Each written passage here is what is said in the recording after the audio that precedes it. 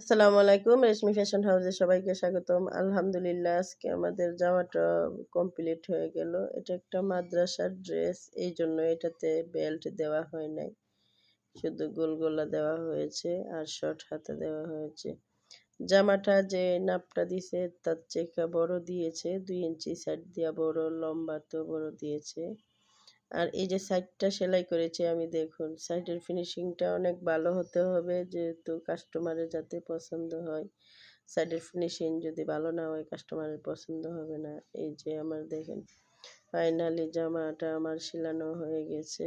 আজকে আপনাদেরকে এই জামার টিউটোরিয়ালটা দিলাম। কালকে অবশ্যই নতুন কিছু দিব। হাতে অনেক কাজ আছে কিন্তু করার সময় পাচ্ছি না।